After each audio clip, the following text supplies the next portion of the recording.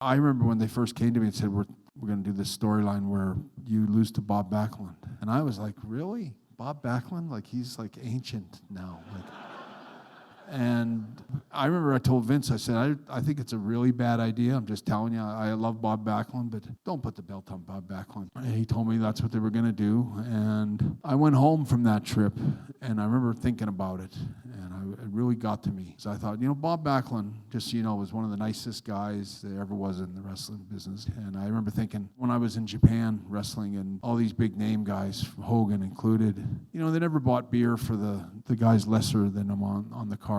They didn't give a about, even though they were making 4 or 5 times what we were making. And I remember Bob Backlund flew into Japan. He worked one match with Inoki, and he bought 25 cases of beer for all the wrestlers on a big long bus trip back to Tokyo. He was such a nice guy. I remember he was such a classy champion, and I had so much respect for him. And if I was Bob Backlund and someone like Seth Rollins or somebody said, hey, I refuse to even wrestle Bret Hart, he's too old. I mean, I understand that because I was going through the same thing with Bob Backlund. But at the same time, I was like, just out of respect for what he contributed to the business and everything. I remember I called Vince when I got home and I said, I want to make it work, and I'm totally behind it. And I've thought it all over, and I got a different take on it now.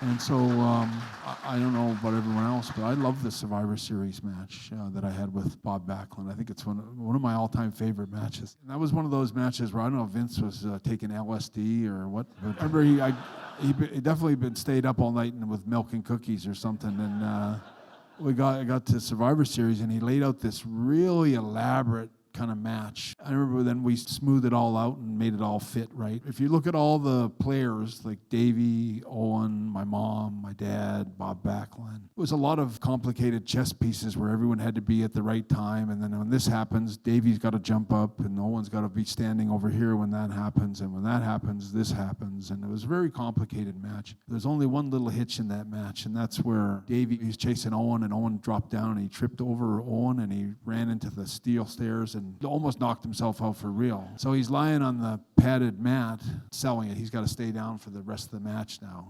And the whole thing happens when Bob Backlund's got me in that cross-faced chicken wing, and I can't quite get to the ropes. And Owen's there pleading with my mom to get up out of their chair and throw the towel in. My poor mom, we forgot when we mapped all this out that my mom's got to step over top of Davey to get to the ropes to throw the towel. Oh, it's just her son-in-law. He doesn't really matter. I always start laughing because my dad and my mom are oblivious to that their son-in-law is like in critical condition, knocked out on the floor. I always think it was a really fun match. I love that memory, and that was one of my better memories with Owen. And Owen's involvement made it really special.